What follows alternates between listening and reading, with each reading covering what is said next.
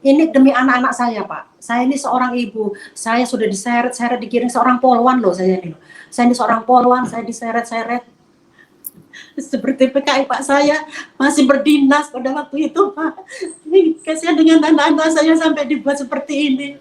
Dan semoga Allah Subhanahu wa Ta'ala menghancurkan sehancur-hancurnya para pelaku pembantaian 6 syuhada pengawal kami dan yang memerintahkannya, serta para aktor intelektualnya juga yang merestuinya, dan semua yang terlibat dalam pembantaian sadis dan brutal tersebut secara langsung maupun tidak langsung. Allahumma dammirhum tadmira waqtulhum badada wala tughadir minhum ahada ya qawi ya matin ya muntaqim amin ya rabbal alamin. Allahu Akbar. Allahu Akbar. Baju koko Habaib putih present Al-Godi.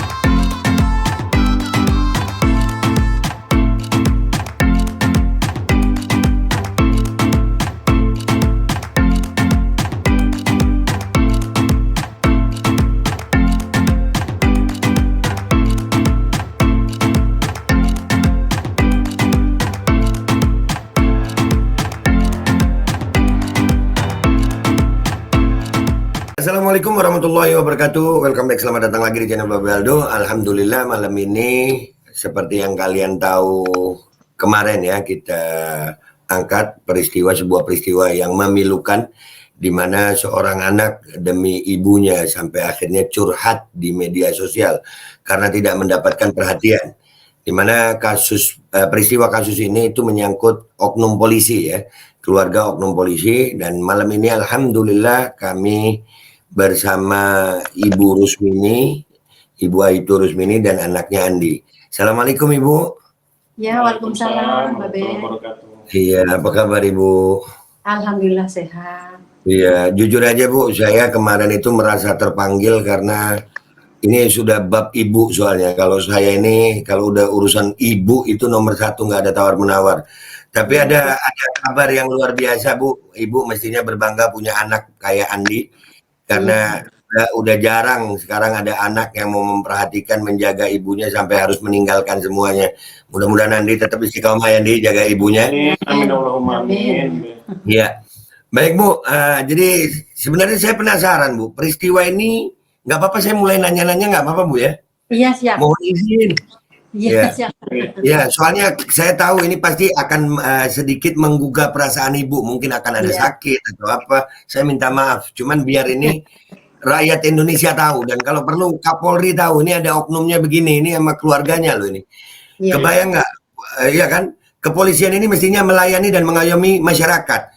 Kalau sama keluarganya sendiri nggak melayani dan mengayomi, gimana kita masyarakat bisa berharap kepada kepolisian kalau begitu? Ya, jadi Ibu Rusmini, ini peristiwa dimulai asal muasalnya gimana Bu? Silakan, kalau Ibu nggak keberatan silakan cerita Bu. Ya, siap. Jadi mohon izin saya sampaikan di sini kronologisnya adalah awal mulanya pada tahun 2013 saya melaporkan suami saya, ya ayahnya Andi ini, perselingkuhan. Ya, perselingkuhannya saya laporkan ke Propam Polda Lampung di tahun 2013. Nah, dengan adanya laporan tersebut saya memang diancam waktu itu. Karena kan merasa nama baiknya tercemar, kemudian dia malu. Nah, jadi mengancam saya akan menceraikan saya dan menghancurkan karir saya. Nah, kemudian pada saat saya ada permasalahan hutang piutang dengan pamannya, yaitu Pak Jainuddin, dan hutang piutang itu sudah saya angsur, tinggal sisanya. Ya, Pak Jainuddin kan menanyakan kepada bapaknya ini, Pak Edi, bapaknya anak-anak ini, bagaimana dengan sisa angsuran yang masih sama istrimu tapi sama suami saya, sudah laporkan saja Kak. Saya juga sudah malu, saya dilaporkan ke Propam Polda Lampung. Dia itu mau saya ceraikan, mau saya hancurkan karirnya begitu. Jadi dia tidak membantu menyelesaikan, justru menyuruh pamannya melaporkan saya tentang penipuan. Jadi dipelintirlah kasus ini dari perdata menjadi pidana. Dengan pemeriksanya adalah Bapak Bribka Fahrizal Herlani pada waktu itu. Jadi diintimidasi dalam BAP ini dirubah. Jadi dengan adanya BAP ini dirubah, saya dikenakan kurungan 8 bulan Pak di Lapas Wahwi. Nah, dengan caranya yang sangat keji karena motif dendam ini sebenarnya, motif dendam dan sakit hati suami saya sendiri.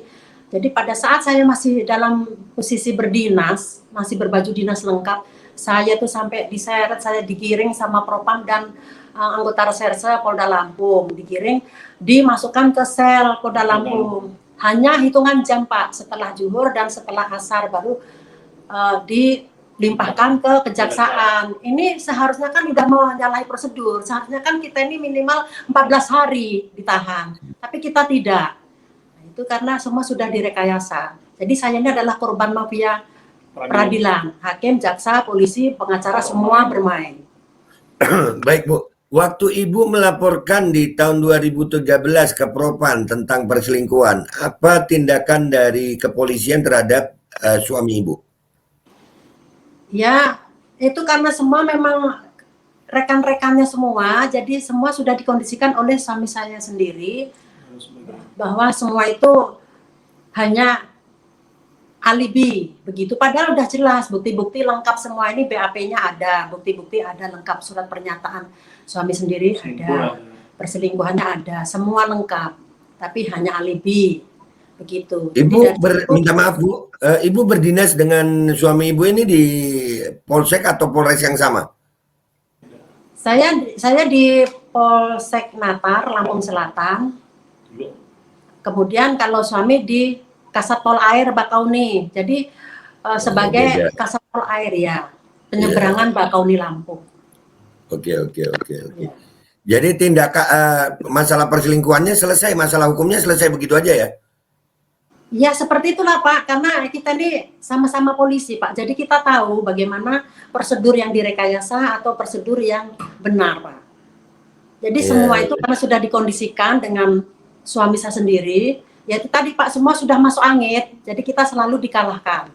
Nah kemudian setelah saya keluar dari lapas 8 bulan, saya langsung dinas aktif kembali Pak di Polsek Natar selama 1,5 tahun tanpa cacat ini, tidak ada laporan, tidak ada kasus lain.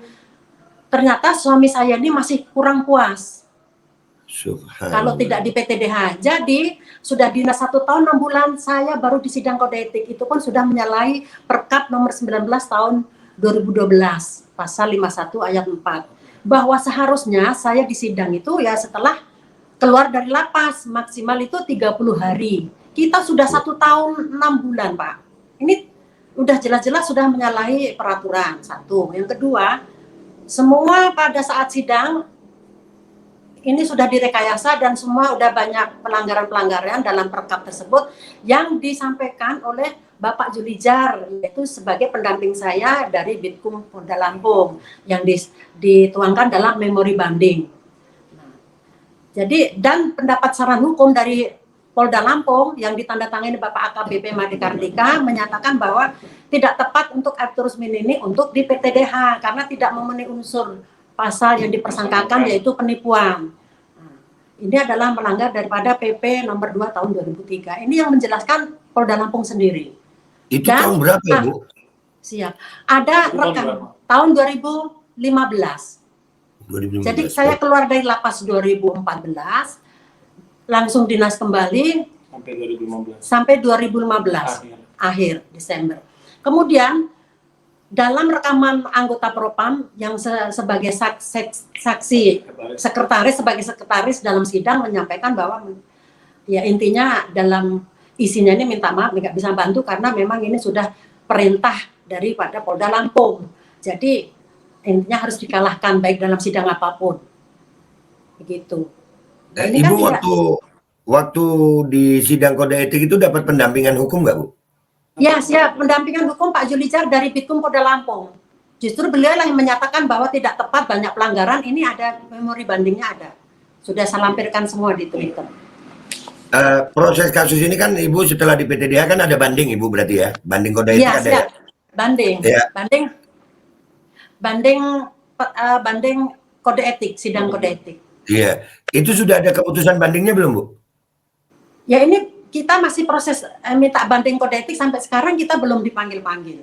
Dari tahun 2015. Siap. Iya. Jadi saya selalu melapor, setiap tahun saya melapor ke Polda, pergantian Kapolda, pergantian Kapolri, pergantian Kapolres, selalu begini di bola pingpong, Pak. Jadi kita ini sama anak saya ini dilempar setiap tahun ya seperti ini, karena setiap saya melapor yang dipanggil bukan saya tapi suami saya dipanggil. Nah kemudian seperti itulah masuk angin. Setiap saya laporan dipanggil, yang dipanggil bukan saya. Jadi yang dipanggil ini malah bapaknya, masuk angin. Nah begitu. Itulah proses kita di dalam ini, institusi ini yang nggak benar ini. Iya, minta maaf Bu, minta maaf dengan segala hormat. Ini saya mau nanya, waktu Ibu di lapas, ditahan di lapas, itu Andi usia berapa itu, Bu? Itu usia masih 16 tahun. 16 tahun. 16. Itu waktu dia 16 tahun Andi sama kakaknya ya? Iya, sama kakaknya. Tinggal sama siapa itu? Sama saya. Waktu Ibu di lapas? Ya sama anak-anak, Dua kakak.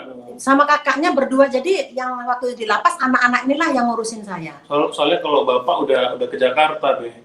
Sudah menceraikan saya dimasukkan penjara, bapaknya langsung ngurusin pindah, itu memang sudah bersama rekan-rekannya, kemudian pindah ke Polda Metro Jaya. Jadi mulai tahun 2013 Andi udah nggak diurus sama bapaknya? Enggak. Diurus. Sama sekali, nak? Sama sekali, Pak.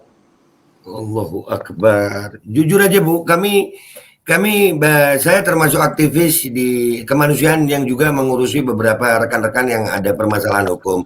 Ya juga ada sih ya, dugaan-dugaan rekayasa kasus begini, bagaimana oknum penyidik bermain. Kami melihat ada. Tapi jujur belum ada yang sekejam ini, Bu. Iya. Ini mohon izin, ini termasuk aneh dan tapi nyata, karena paman sendiri kemudian setelah saya dimasukkan lapas, sudah saya keluar, sempat kami melapor ke lapangan Terminal Raja Basa dengan anak saya ini pada saat Bapak Ika Edwin Kapolda Lampung membuka kantor di luar pengaduan masyarakat waktu itu. Pak Jainuddin pun juga sudah mengakui di depan Kapolda, disaksikan oleh seluruh pejabat utama Polda Lampung, LSM, wartawan, kemudian semua anggota Polda Lampung itu menyaksikan, semua masyarakat yang hadir. Jadi ya Pak, saya menyesal sudah memberikan keterangan palsu. Saya kasihan dengan adik saya ini, anak saya ini, termasuk ponakan saya, jangan sampai dipecat, tolong Pak. Sudah menyampaikan begitu Pak, tapi saya disarankan untuk ke Petun. Nah, akhirnya kami ke Petun Pak, 2016. Pada saat sidang Petun, Pak Jainuddin juga sudah mengakui, baik tertulis maupun lisan. Diketahui oleh Lurah Korpri bahwa surat pernyataannya dipaksa mengadu oleh suami saya, memberikan keterangan palsu, pernyataan, terus tidak merasa ditipu oleh Aibtu Rusmili, ditandatangani semua. Karena Pak, kasihan dengan saya, ternyata setelah dikurung kok dipecat, dikiranya hanya dikurung saja sudah itu dinas aktif kembali, tahunya kan sudah dinas aktif 1 tahun 6 bulan, kok tiba-tiba di PTDA. Sampai paman itu di hadapan Bapak Hakim Setiabudi di sidang PT UN Petun 2016 sudah mengakui Pak, saya merasa bersalah Pak, saya kasihan dengan adik saya ini. Keputusan MA-nya ada juga. Keputusan MA-nya juga ada bahwa di situ adalah rekayasa yang menemukan justru dari netizen, karena kasihan dengan saya.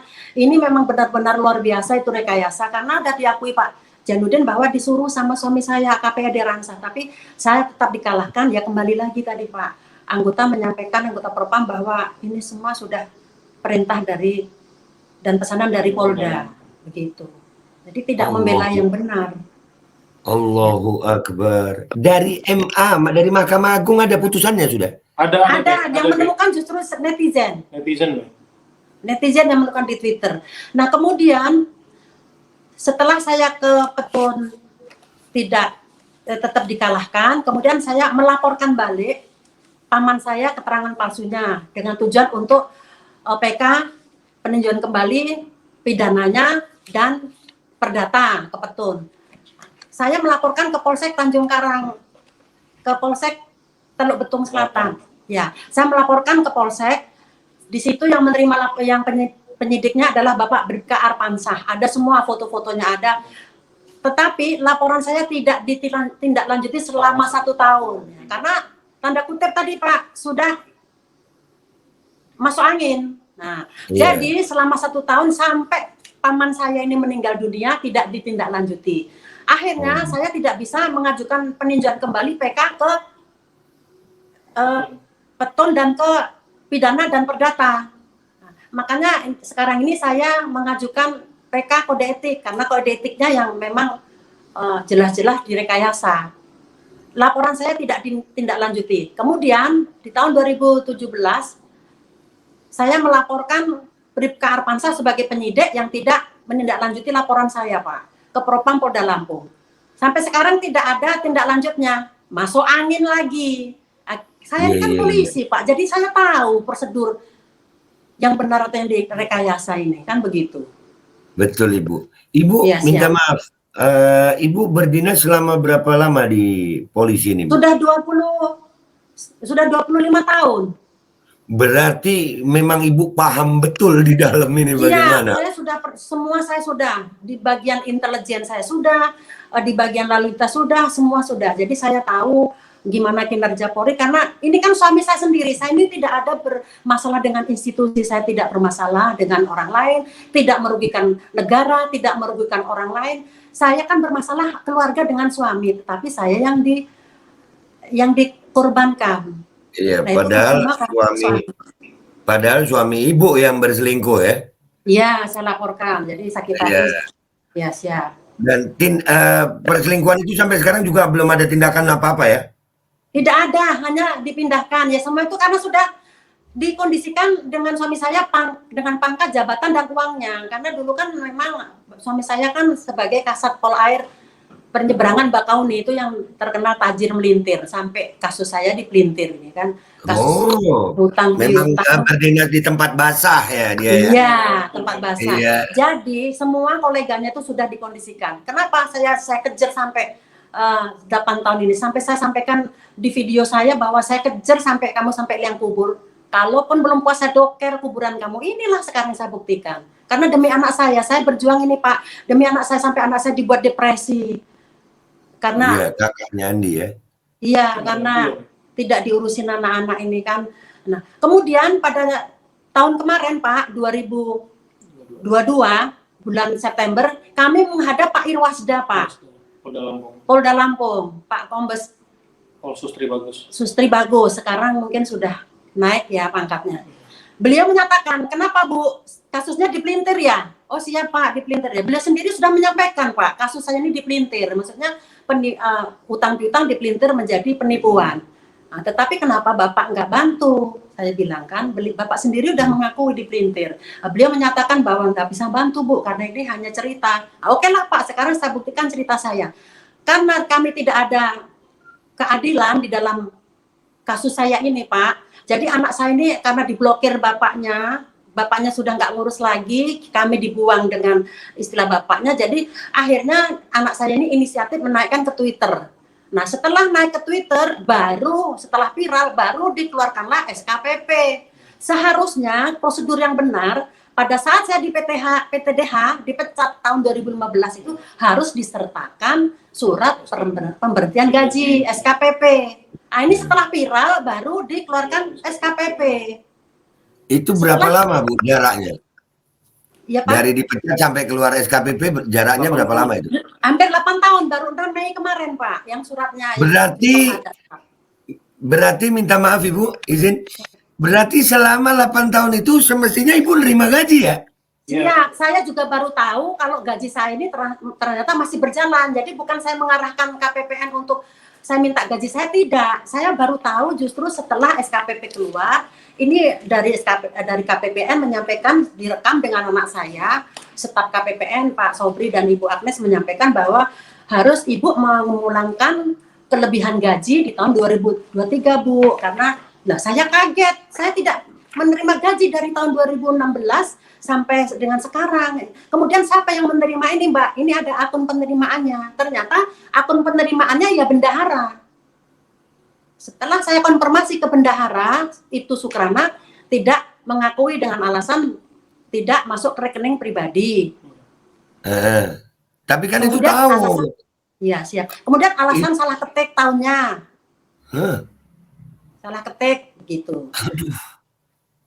Nah kemudian setelah saya melaporkan ke Polda, pihak juru bayar Polda Lampung Selatan dan kepala KPPN ada rekamannya Pak. Rekamannya ada. Ada rekamannya. Ingin ketemu saya, berunding Bu, bagaimana kita coba berunding untuk menyampaikan yang kemarin, untuk menjelaskan. Saya tidak mau kalau hanya dijelaskan, yang jelas saya diberhentikan database baru 6 Mei 2003. 2023.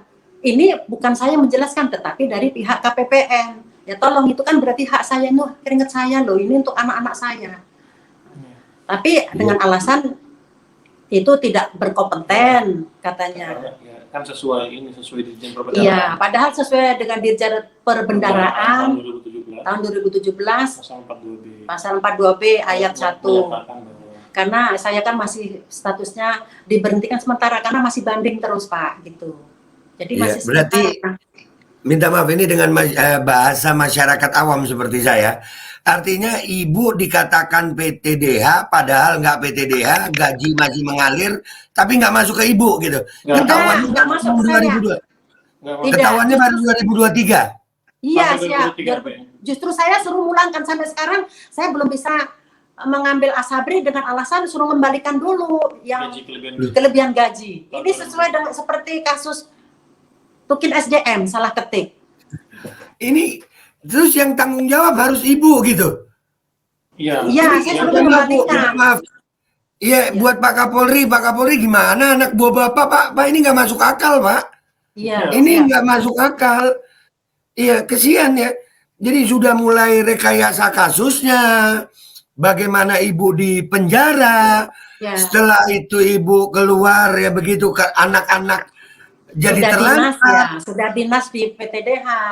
Sudah dinas 1 tahun lebih tanpa ada cacat sama sekali. Iya, siap. Dalam pekerjaan malah di PTDH, Iya, tapi ternyata nggak PTDH karena gajinya masih masuk, gajinya nggak diterima.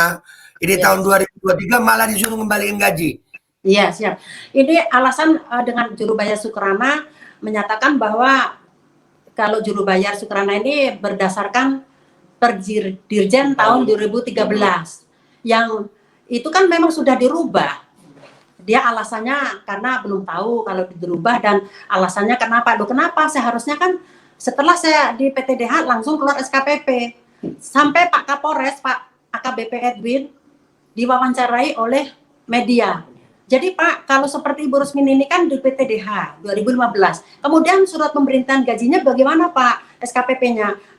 Apakah harus nunggu 8 tahun ini baru keluar? Ya tidak, ya secepatnya. Ya secepatnya harus keluar. Lah ini nyatanya baru dipirakan baru keluar. Nah, gitu loh Pak. Ini kalau misalkan bisa kebongkar ya. Anda ini mau ngomong apa? Silakan nak. Iya Be, kalau misalkan ini memang bisa kebongkar Be, mungkin ini salah satu modus baru Be, bahwasanya semua anggota-anggota yang dipecat itu bisa aja Be, bahwasanya gajinya itu terus berjalan karena memang banyak anggota Polri yang memang nggak tahu kalau SKPP itu harus terbit berbarengan sama SKPTDH itu tadi Be. Iya, jadi saya juga baru tahu kalau gaji saya baru tahu dari KPPN. Nah KPPN menyampaikan bahwa oh ini ya kalau kami Bu berdasarkan dari bendahara, dari Polres, karena Polres baru mengajukan untuk pemberhentian database Ibu, ya ini baru saya berhentikan, ya berarti kan masih berjalan dong gaji saya. Tapi tidak mau mengakui Pak. Ya, Allahu Akbar. Baik Bu, ini saya jujur aja Bu ngelihat kasus Ibu ini, saya merasa apa ya, serem banget kalau begini. Oh iya, ini aneh tapi nyata. Ini terjadi kepada sesama anggota. Iya. Masih istri dan punya anak. Ini hati nuraninya si bapak ini kemana itu? Saya nggak kebayang ini kalau terjadi sama masyarakat miskin, masyarakat yang nggak tahu apa-apa. Iya. Bagaimana mereka mau melayani dan mengayomi kalau seperti ini? Jadi Ibu, saya mau tanya, udah pernah ke Mabes Polri untuk masalah ini? Setiap tahun Pak, kadang setiap tahun itu kadang 2 kali 3 kali, sampai saya membuat video di Mabes Polri, di Propam Mabes Polri, saya tunjukkan foto suami saya bahwa saya ini adalah semua rekayasa dari suami. Ya karena memang sudah diakui pamannya aja, kasihan Pak. Makanya sampai dia sanggup loh saya laporkan balik, kan pamannya juga masuk lapas, akhirnya kena 2 tahun Pak. kena 2 tahun. Kan diberikan keterangan palsu. Berdasarkan keterangan palsu itu yang Pak Jainuddin. Masuk sudah itu Pak Jainuddin? Masuk 2 tahun meninggalnya. Nah setelah membuat pernyataan, membuat ini bahwa karena kasihan dengan saya, membuat pernyataan bahwa saya katanya dipaksa mengadu, nggak merasa ditipu oleh saya. Kemudian tidak lama itu meninggal. Nah maksud saya gini Pak, mohon izin. Kalaupun memang suami saya, mantan suami ini berikut rekan-rekannya, kolega-koleganya ini, rekan-rekan kepolisian mafia-mafianya di Polda Lampung ini, saya mungkin kalau sudah jenuh Pak, kita lapor ditutup. Saya hanya minta mohon izin kalau memang ini dikumpulkan, saya suruh sumpah di atas Al-Quran. Bareng-bareng kita bersumpah, berani apa enggak? Begitu saja Pak. Kalau memang dia memang tidak berani bersumpah di atas Al-Quran, ya memang mereka itulah mafia. Iya, kalau ngelihat cerita Ibu ini ada satu pelajaran yang saya ambil Bu ya. Kegigihan Ibu dan Andi untuk menuntaskan masalah ini. Sebetulnya Ibu udah tahu begini, kenapa nggak berhenti aja sih? Maksud saya, udahlah mau diapain lagi gitu. Kenapa Ibu masih maju terus? Iya, karena saya merasa terjolimi, satu. Kedua, ini demi anak-anak saya Pak. Saya ini seorang ibu, saya sudah diseret-seret, digiring seorang polwan loh saya ini. Saya ini seorang polwan, saya diseret-seret. Seperti PKI Pak, saya masih berdinas pada waktu itu Pak. Kasihan dengan anak-anak saya sampai dibuat seperti ini. Padahal saya tidak ada masalah dengan institusi Pak. Saya bangga, saya sayang dengan institusi. Saya buktikan di tahun 2017 saya membantu daripada Pam-Ovid Polda Lampung. Pada saat itu Pam-Ovid kan memang baru dibentuk Pak. Jadi belum ada anggaran dari pusat. Saya dengan swadaya Pak membantu peralatan kantor Pam-Ovid itu hampir 500 juta. Itu karena saya ada usaha Pak. Tapi tidak ada timbal baliknya untuk saya. Astagfirullahaladzim, sekarang Allah menunjukkan kebenaran. Allah menunjukkan kebenaran Pak. Saya mohon Pak Kapolri, Pak Kapolda. Saya sama anak saya itu sudah menghadap Pak Kapolri, Pak Kapolda, tapi dihadang-hadang, dicegat-cegat, nggak boleh dengan alasan harus ada janji dulu.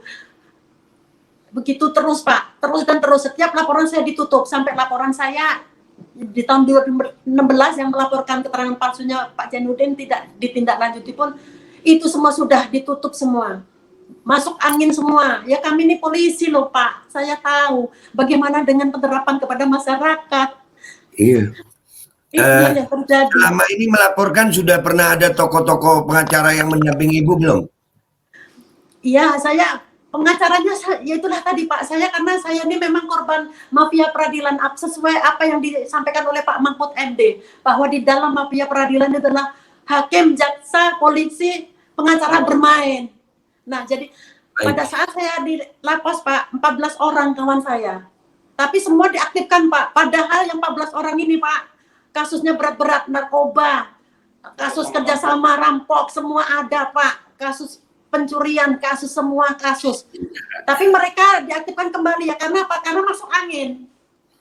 Iya. Gitu loh Pak. Betul Bu, betul. Nah, maksud saya begini Bu, maksud saya ini kan insya Allah sekarang lewat media, mudah-mudahan ini dilihat oleh para tokoh nasional yang lain, para pengacara yang memang punya integritas dan beberapa anggota yang juga punya integritas. Kami tahu institusi Polri masih ada orang baik, dan pengacara juga masih ada orang baik. Kami berharap dilihat. Andai kata ini ada yang menyambut baik dari podcast ini, apakah Ibu bersedia didampingi oleh mereka untuk mengurus ini?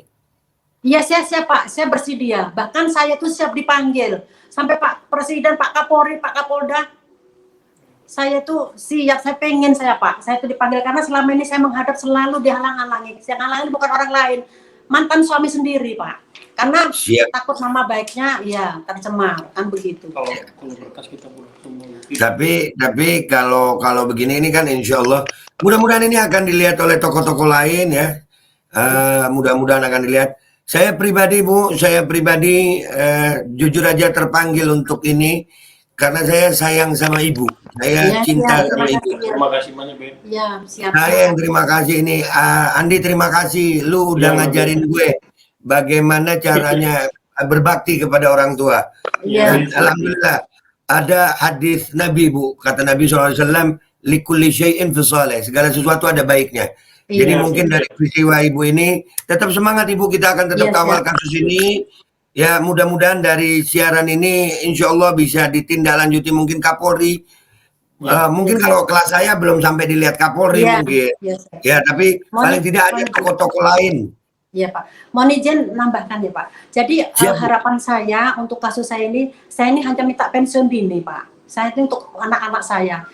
Mohon, karena PTDH saya ini kan memang abal-abal. Kalau sesuai dengan prosedur, bahkan pendapat ahli hukum dari akademisi Unila itu juga menyampaikan bahwa tidak tepat saya ini di PTDH karena semua atas rekayasa Pak.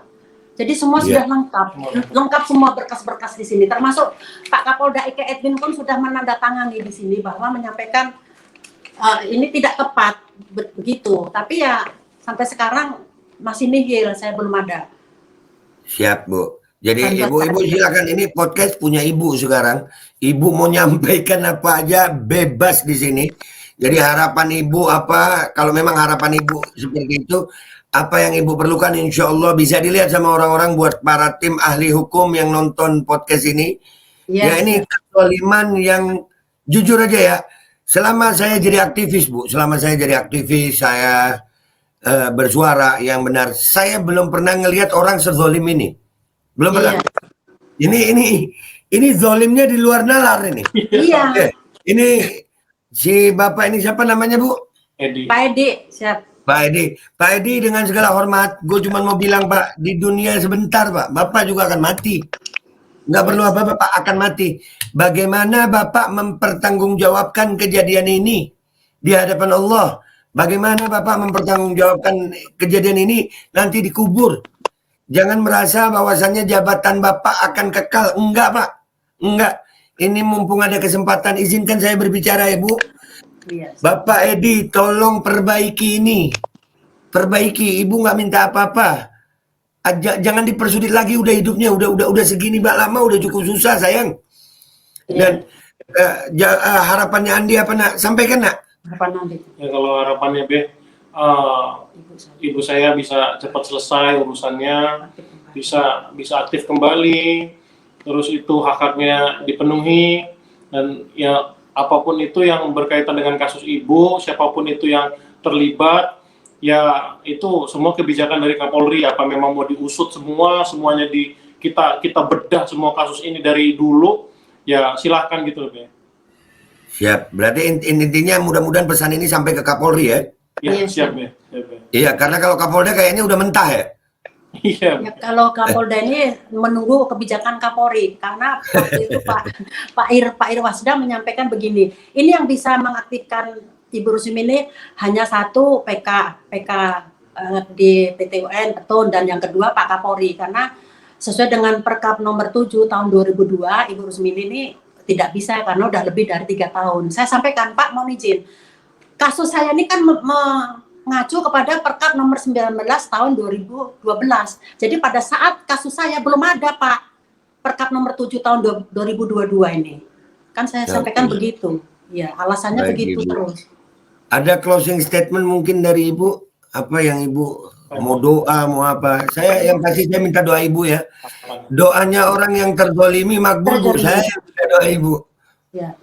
Ya, makanya saya sampaikan hanya kepada Bapak Kapolda, Bapak Kapolri, mohon izin, kalaupun memang para mafia-mafia ini seandainya pun tidak diproses secara hukum, saya hanya minta mohon saya dipanggil, kumpulkan, kemudian dipertemukan, kan begitu Pak, dikonfrontir.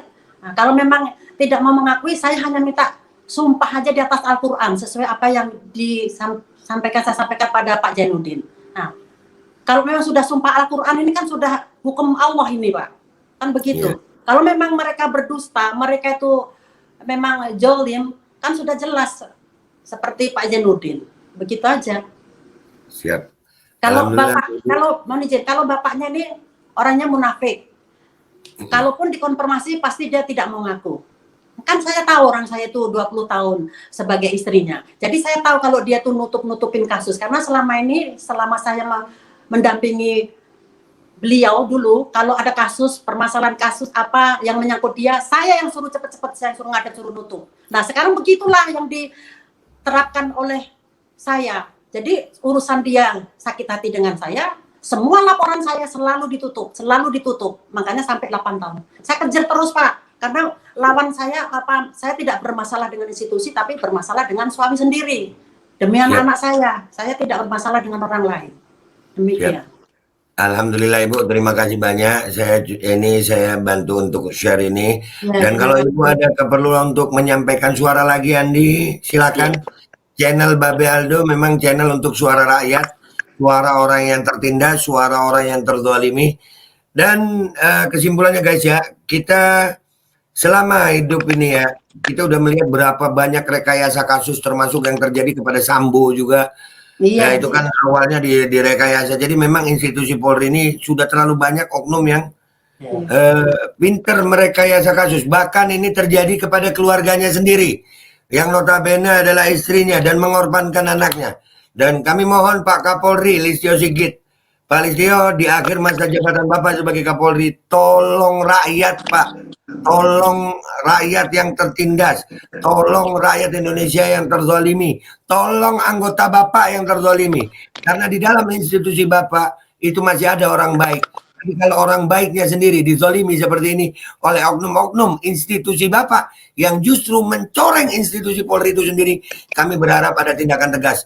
Dan buat Ibu Rusmini dan Andi setelah keluarganya, saya doakan mudah-mudahan Allah tambah sabarnya, insya Allah masalah ini bisa cepat. Terima kasih Ibu, kita pamit dulu. Wabillahi taufiq wal hidayah. Wassalamualaikum warahmatullahi wabarakatuh. Waalaikumsalam warahmatullahi wabarakatuh. Bismillahirrahmanirrahim guys, sekarang ada Babe Rolen, Babe Roti Molen. Roti ini dibuat yang pasti rasanya enak ya, ada 3 rasa. Nih, ada pisang keju, ada tape keju, ada pisang coklat. Ini dibuat tanpa bahan pengawet dan melayani pesanan-pesanan kalian yang seputaran Jabodetabek, bisa buat nemenin ngopi, buat acara-acara boleh. Dan ini karena gue paling suka pisang keju, nih gue dulu yang nyoba nih. Nih dia tuh kayak crunchy gitu depannya tuh. No.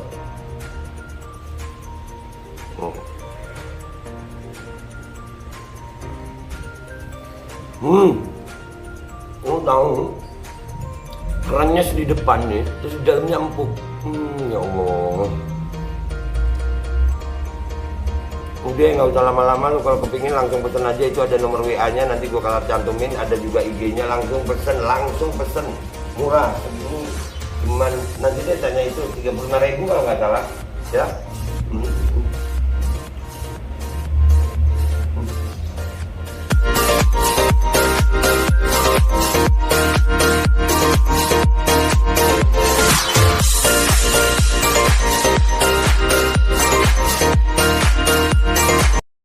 Assalamualaikum warahmatullahi wabarakatuh guys. Alhamdulillah gue lagi di Jember dan gue dapat produsen Golden Pro MHA Vito.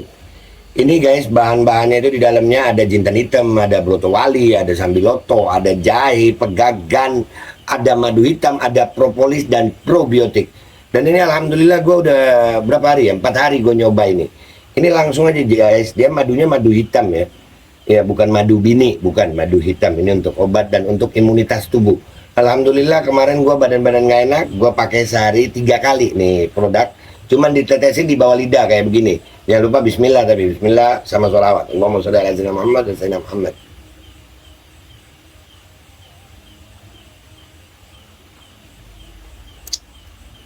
Dah begitu aja, sehari 3 kali. Kalian langsung hubungi nomor yang tertera di bawah ini. Ini insya Allah bisa membuat badan kita tahan terhadap segala macam infeksi dari luar untuk imunitas tubuh. Dah gitu aja, langsung pesan ya, ini nomornya.